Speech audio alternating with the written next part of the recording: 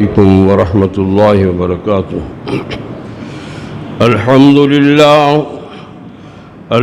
لله نحمده ونستعينه ونستغفره ونعوذ بالله من شرور أنفسنا ومن سيئات أعمالنا من يهده الله فلا مضل له ومن يضلل فلا هادي له وأشهد أن لا إله إلا الله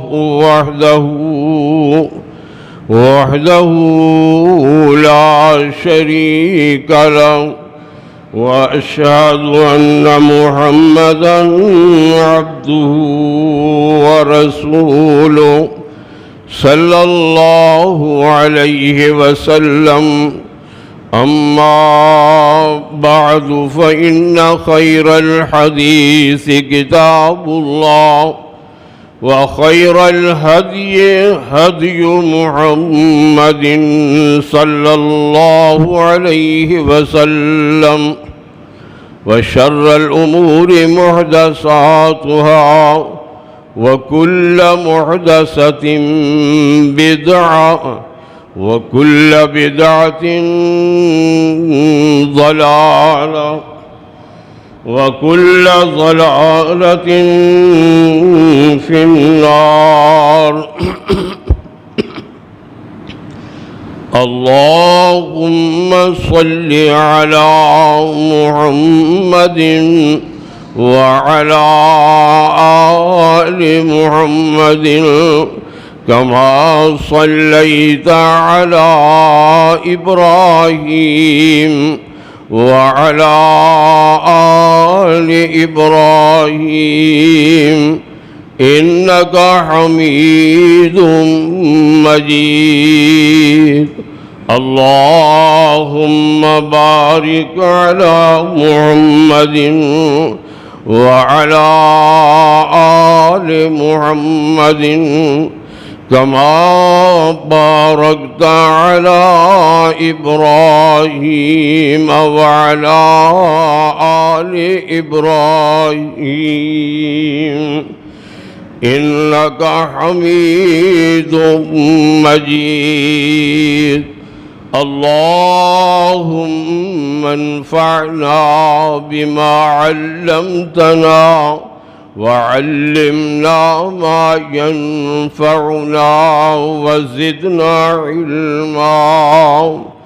رب اشرح لي صدري ويسر لي أمري واحلل عقدة من لساني يفقه قولي. اللهم ذكرني منه ما نسيت وعلمني منه ما جهلت. اللهم طهر قلوبنا من النفاق وأعمالنا من الرياء وألسنتنا من الكذب وأعيننا من الخيانة فإنك تعلم خائنة الأعين وما تخفي الصدور. أعوذ بالله السميع العليم من الشيطان الرجيم من همزه ونفخه ونفثه. بسم الله الرحمن الرحيم. إن عدة الشهور عند الله 12 شهرا في كتاب الله يوم خلق السماوات والأرض منها 4 حرم ذلك الدين القيم فلا تظلموا فيهن أنفسكم. بے شک مہینوں کی تعداد اللہ کے نزدیک 12 ہے، جو لوح محفوظ میں بھی لکھی ہوئی ہے اس دن سے جب سے اللہ نے آسمان و زمین کو پیدا کیا، بنایا۔ ان 12 مہینوں میں 4 مہینے حرمت والے ہیں۔ یہی صحیح دین ہے، یہی دین قیم ہے، تو تم ان حرمت والے مہینوں میں اپنی جانوں پر ظلم نہ کرو۔ سامعین کرام، 10واں پارہ سورہ توبہ آیت نمبر 36۔ جب سے دنیا بنی ہے، کائنات وجود میں آئی ہے، تب سے ہی اللہ تبارک و تعالی نے سال کے 12 مہینے بنائے ہیں، اور انہی 12 مہینوں کی گنتی کا یہاں پہ ذکر ہوا ہے۔ عدت کا معنی تعداد، گنتی۔ ہماری شریعت میں اور بھی کئی طرح کی عدتیں معلوم ہوتی ہیں۔ مثلا کسی عورت کو اگر طلاق ہو جاتی ہے تو اس کی بھی عدت ہوتی ہے، وہ اس عدت کے دوران دوسرا نکاح نہیں کر سکتی۔ تو عدت تعداد ہے، گنتی ہے، اور وہ اس کے لیے 3 قروء 3 حیض، تقریباً 3 ماہ کا عرصہ ہے جو اس کے لیے اللہ نے عدت مقرر کی ہے۔ جو حاملہ عورت ہوتی ہے اس کی عدت اللہ تبارک و تعالی نے وضع حمل قرار دی ہے، جیسا کہ 28ویں پارے سورہ طلاق میں موجود ہے۔ وضع حمل چاہے دوسرے دن ہی ہو جائے، چاہے 1 مہینے کے بعد ہو جائے، اور چاہے وہ 9 مہینوں کے بعد ہو جائے، وہ ساری کی ساری اس کے لیے عدت ہوتی ہے۔ ایک اور عدت ہے جس کو عدت وفات کہتے ہیں۔ اگر کسی عورت کا خاوند فوت ہو جاتا ہے تو اس کے لیے عدت کیا ہے کہ وہ 4 مہینے 10 دن اس کا سوگ کرے گی، یہ اس کی عدت وفات ہے۔ عام طور پر عدت وفات عام لوگوں کے لیے 3 دن ہے، جس کو سوگ کے دن کہا جاتا ہے۔ تو اس طرح عدت کا معنی کیا ہوا؟ تعداد، گنتی، جس میں ہم کسی چیز کا شمار کر لیتے ہیں۔ تو 12 مہینے سال کے ہوتے ہیں۔ اب یہ مہینے کون کون سے ہیں اور کہاں میں اس کی تبدیلیاں ہیں؟ مختلف قسم کے مہینے۔ ایک صورت تو شمسی سال کی ہے، اور اس کے مہینے عیسوی سال کے مطابق چلتے ہیں، شمسی سال۔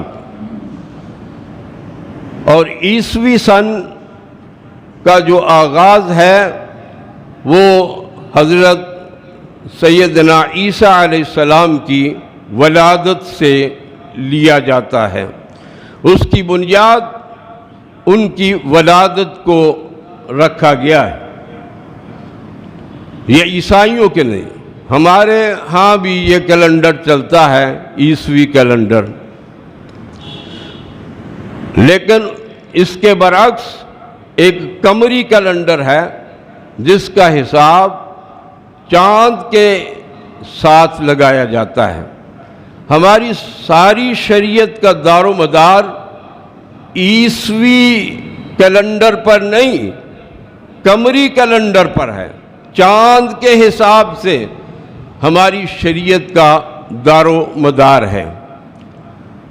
تو شمسی سال میں بھی 12 مہینے ہیں اور قمری سال میں بھی 12 مہینے ہیں۔ یہودیوں کا جو سال ہے اس کا تعلق حضرت سلیمان علیہ السلام کی تخت نشینی کی بنیاد پر رکھا گیا ہے، اور اسلامی سال جو ہے اس کی بنیاد ہجرت نبوی پر رکھی گئی ہے۔ لہذا اسلامی سال سن ہجری کہلاتا ہے۔ اب یہ اس سال کا پہلا مہینہ شروع ہو چکا ہے۔ قمری سال کا پہلا مہینہ محرم ہوتا ہے، دوسرا مہینہ صفر ہے، اور یہ قمری مہینوں کے نام بھی مسلمانوں کو یاد ہونے چاہیے۔ عرب علاقوں میں تو قمری مہینوں کے حساب کیا جاتا ہے اور اس کے حساب سے معاملات چلائے جاتے ہیں، لیکن ہمارے اس ملک میں قمری مہینوں کا حساب کم ہی کیا جاتا ہے، عیسوی سال کو ہی دار و مدار بنایا جاتا ہے۔ تو 12 مہینے محرم، صفر، ربیع الاول، ربیع الثانی، جمادی الاول، جمادی الثانی، رجب، شعبان، رمضان، شوال، ذیقعد، ذی الحج، یہ 12 مہینے اسلامی سال کے ہیں۔ اور عیسوی سال کے تو وہ جنوری فروری والا وہ تو بچے کو بھی یاد ہے، لیکن یہ بھی یاد کرانے چاہیے اپنے بچوں کو۔ بچوں کو کیا یاد کرائیں، بڑوں کو یاد نہیں ہے، بچوں کو کیا یاد کرائیں۔ لیکن یہ ہمیں اپنے دین سے محبت ہونی چاہیے، ہمیں اپنے دین سے ایک تعلق بنانا چاہیے۔ ہمارے دین کا دار و مدار انہی مہینوں کے ساتھ ہے۔ یکم رمضان کو پہلا روزہ شروع ہوتا ہے، وہ اس وقت عیسوی سال کا کوئی بھی مہینہ ہو، اس کا کوئی حساب نہیں۔ اسی طرح یکم شوال کو عید الفطر ہوتی ہے، اور عیسوی سال کا کوئی بھی مہینہ ہو، کوئی بھی تاریخ ہو، اس کے ساتھ ہمیں کوئی سروکار نہیں ہے۔ اسی طرح 10 ذی الحج کو عید الاضحیٰ ہوتی ہے، اسی طرح حج کے ایام کا تعلق بھی اسی ذی الحج کے ساتھ ہے۔ تو اللہ تبارک و تعالی نے اس مقام پر یہ بتا دیا کہ اللہ کے نزدیک سال کے 12 مہینے ہیں، اور ان 12 مہینوں میں 4 مہینے حرمت والے ہیں، اور ان میں پہلا مہینہ جو ہے وہ محرم کا مہینہ ہے۔ گویا کہ سال نو کا آغاز محرم کے مہینے سے ہوتا ہے۔ یہ ایک اتفاق کی بات ہے اور بد نصیبی کی بھی کہ یہ ایسا مہینہ ہے جس میں بڑے بڑے ہولناک قسم کے واقعات بھی ہوئے۔ نبی پاک صلی اللہ علیہ وسلم کے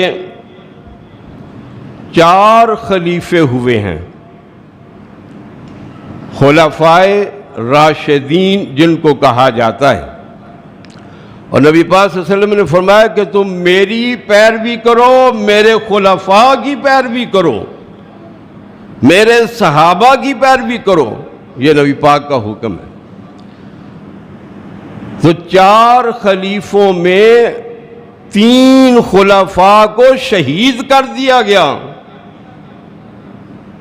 4 خلیفے، سیدنا ابو بکر رضی اللہ عنہ، سیدنا عمر بن خطاب رضی اللہ عنہ، سیدنا عثمان غنی رضی اللہ عنہ، سیدنا علی المرتضی رضی اللہ عنہ، سوائے سیدنا ابو بکر کے باقی 3 کو شہید کر دیا گیا، اور 24 ہجری یکم محرم کو سیدنا عمر فاروق رضی اللہ عنہ کی شہادت ہوئی۔ یہ ہمیں سب کو پتہ ہونا چاہیے، بچوں کو بھی بتانا چاہیے۔ سیدنا عمر فاروق رضی اللہ عنہ امیر المومنین، خلیفۃ المسلمین ہیں، نبی پاک صلی اللہ علیہ وسلم کے دوسرے خلیفہ ہیں۔ یہ وہ ہستی ہیں جن کو اللہ کے پاک پیغمبر نے مانگ مانگ کر لیا، دعائیں مانگی ان کے لیے، یا اللہ اس کو مسلمان بنا دے، یا اللہ اس کو مسلمان کر دے۔ یہ پہلے مسلمان تو نہیں تھے نا، اور نبی پاک کو تو مارنے کے لیے نکلے تھے تلوار ہاتھ میں لے کر، اس قدر شدت پسند تھے اسلام قبول کرنے سے پہلے، نبی پاک کو مارنے کے لیے نکلے۔ اللہ تعالیٰ نے ان کے دل کی کایا ہی پلٹ دی۔ ادھر اللہ کے رسول بھی دعا مانگ رہے تھے، اللہ نے ان کی دعا کو بھی قبول کر لیا، حضرت عمر مسلمان ہو۔ وہ ایک لمبا واقعہ۔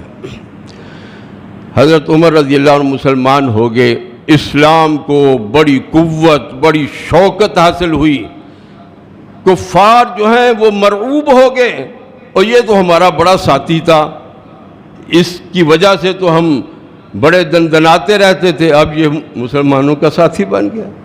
ان کو اس کا بڑا دکھ تھا۔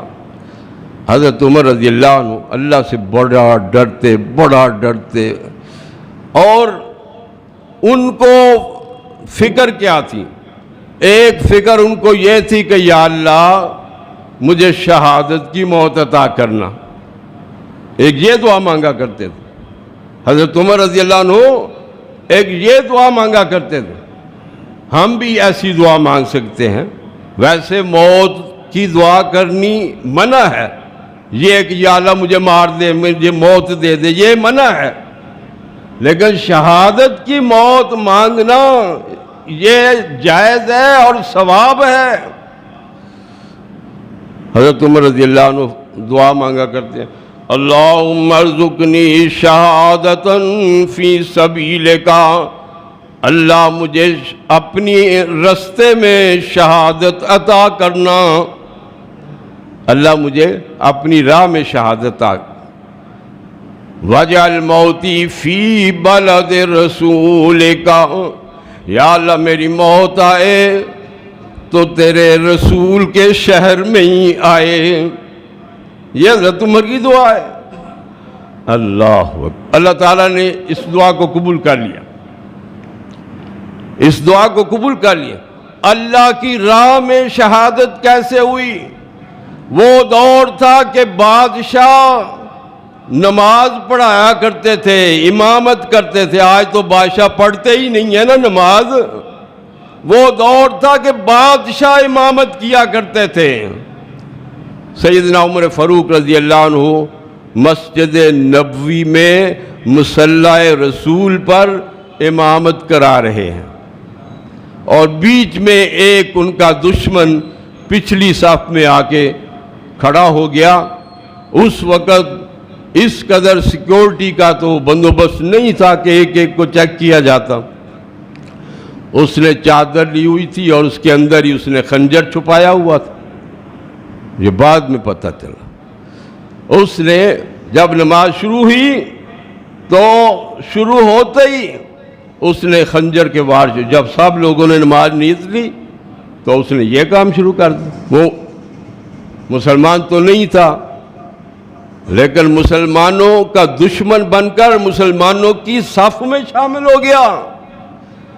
ایسے لوگوں سے بچنے کے لیے ہمیں سیکورٹی کے انتظامات کرنے پڑتے ہیں، ہمیں ایک ایک کا خیال رکھنا چاہیے۔ کہ ہمارے ساتھ جو کھڑا ہے وہ کون ہے، اس کا علم ہونا چاہیے۔ اس طرح سیکیورٹی کے نظامات جو ہیں وہ مرتب ہوئے۔ اس نے ایک وار کیا، دوسرا اتنی تیزی کے ساتھ اس نے 6 وار کیے خنجر، اور حضرت عمر فاروق رضی اللہ عنہ گر گئے، اتنا خون بہہ گیا، گر گئے۔ باقی نماز ان کے پیچھے سیدنا عبد الرحمن بن عوف رضی اللہ عنہ ان کے پیچھے ہی تھے۔ امام کے پیچھے بھی کوئی ایسا بندہ کھڑا ہونا چاہیے جو امامت بھی کرا سکے، کیا پتہ ہے امام کا وضو ہی ٹوٹ جائے، اس کو جانا پڑ جائے۔ تو گر گئے، تو باقی نماز سیدنا عبد الرحمن بن عوف رضی اللہ عنہ نے پوری کی، اور ادھر ان کی پکڑ دکڑ میں صحابہ پریشان ہو گئے، حضرت عمر فاروق کا کتنا خون بہہ گیا۔ بہرحال وہ پکڑا گیا۔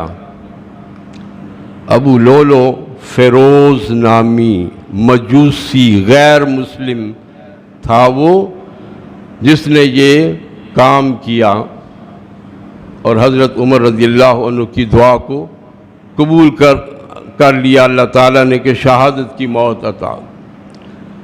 زخمی تھے، کافی زخمی، ان کو سنبھالا گیا، ان کو گھر لے جایا گیا، اور ان کا علاج مرہم پٹی جو بھی کیا گیا، اور کچھ دن گزرے۔ یہ 23 ہجری ذی الحج کی 23 تاریخ، یعنی ذی الحج کے مہینے کے آخری ہفتے میں یہ واقعہ ہوا، اور یکم محرم 24 ہجری کو سیدنا عمر فاروق رضی اللہ عنہ کی شہادت ہو گئی۔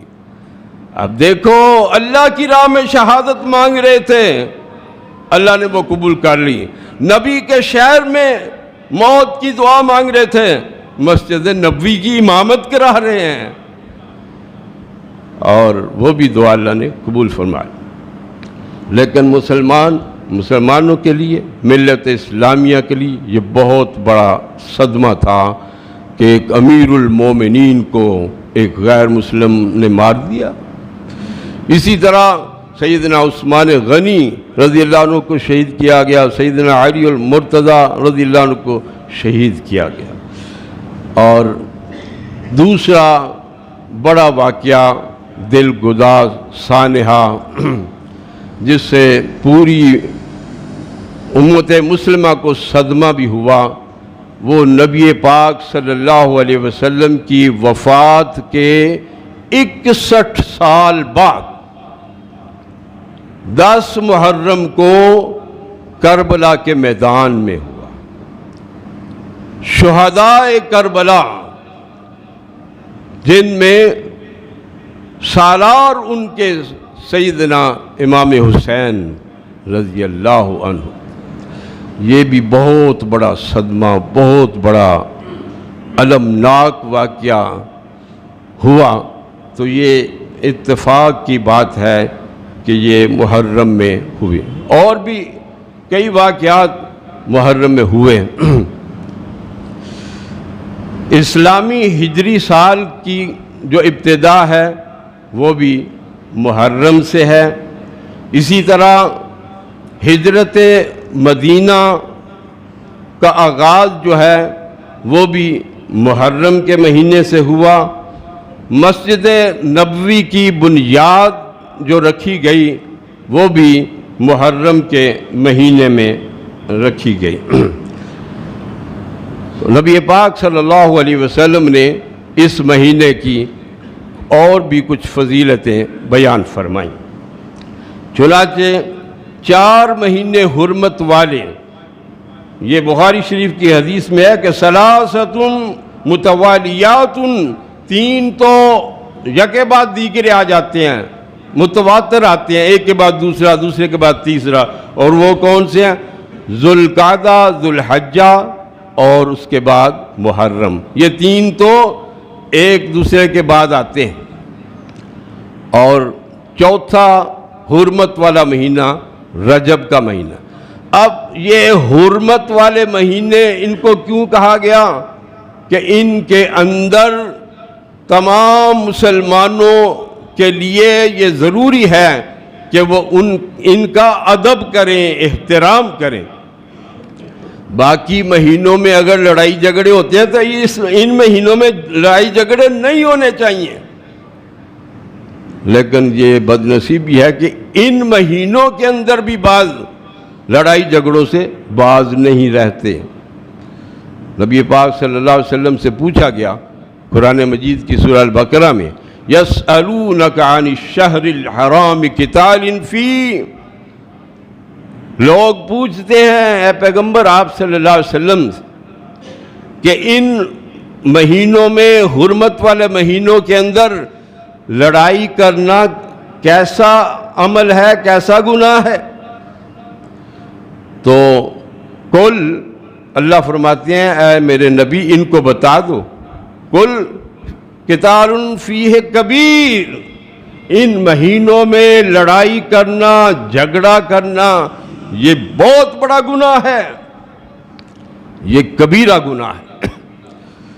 اور اگلی اسی آیت کے آخر میں فرمایا فَلَا تَظْلِمُوا فِيهِنَّ أَنفُسَكُمْ، ان مہینوں کے اندر اپنی جانوں پہ ظلم نہ کیا کرو۔ یہ ظلم ہے نا، لڑائی جھگڑا کرنا، کسی کو تکلیف پہنچانا، کسی کو دکھ پہنچانا۔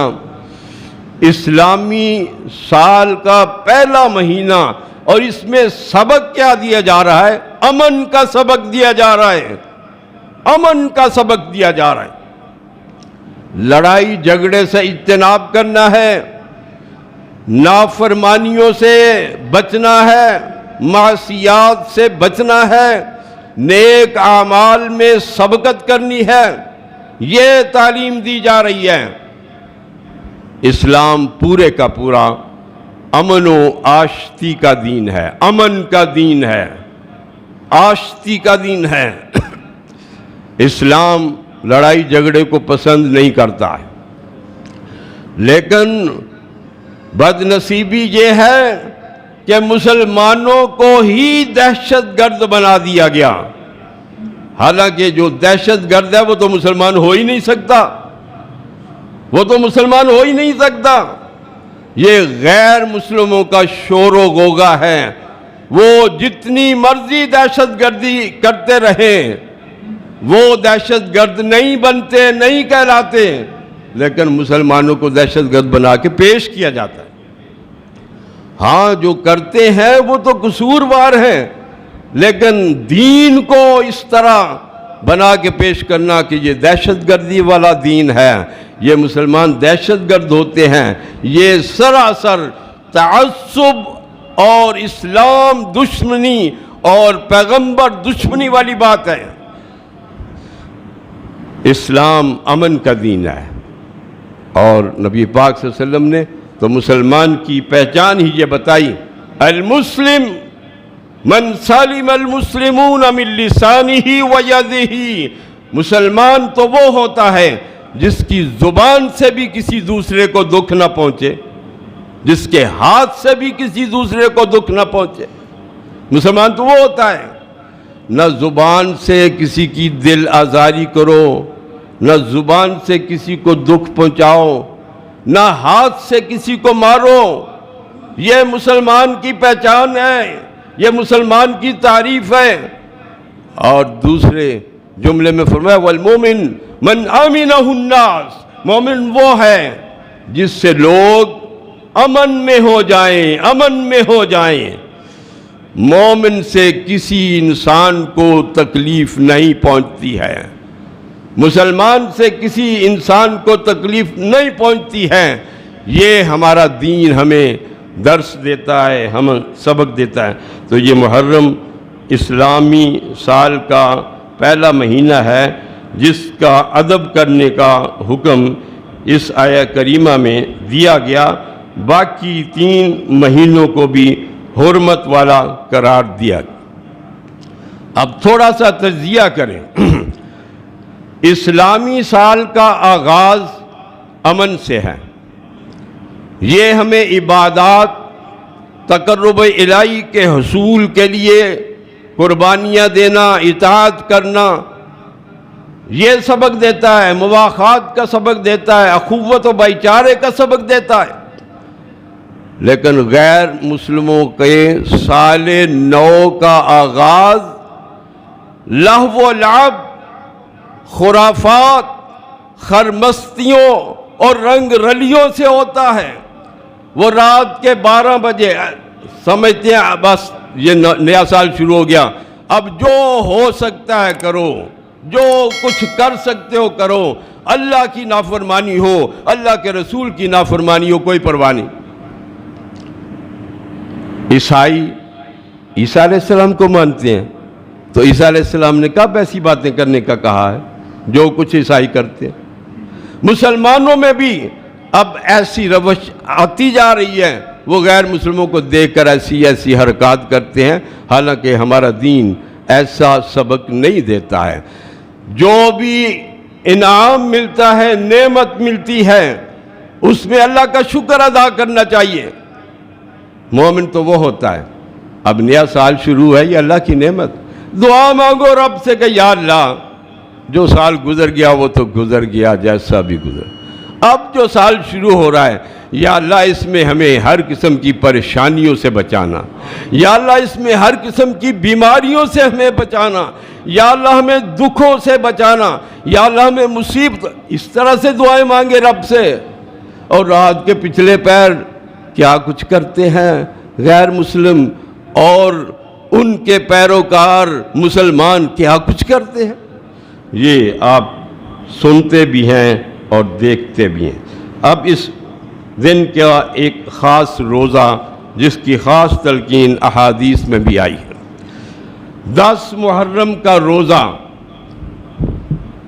وہ دن جس کا روزہ نبی پاک صلی اللہ علیہ وسلم نے بھی رکھا، جس کا روزہ سیدنا موسیٰ علیہ السلام نے بھی رکھا، جس کا روزہ صحابہ کرام رضوان اللہ علیہم اجمعین نے بھی رکھا۔ بخاری شریف کے اندر، مسلم شریف کے اندر ایسی کئی احادیث موجود ہیں۔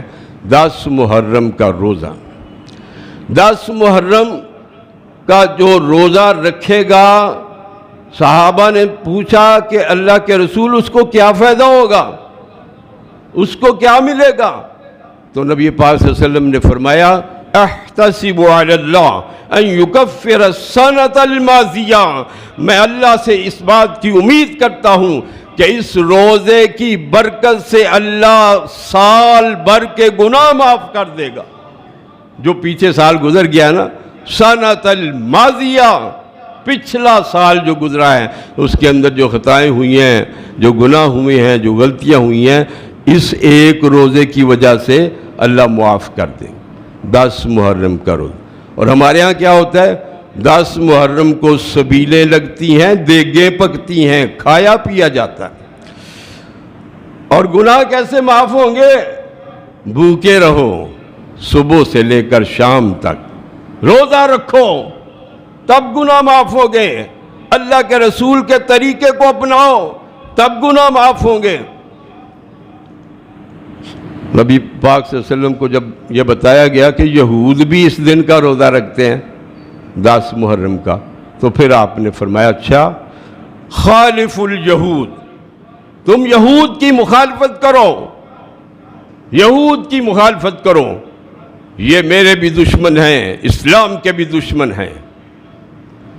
مخالفت کیسے کرنی؟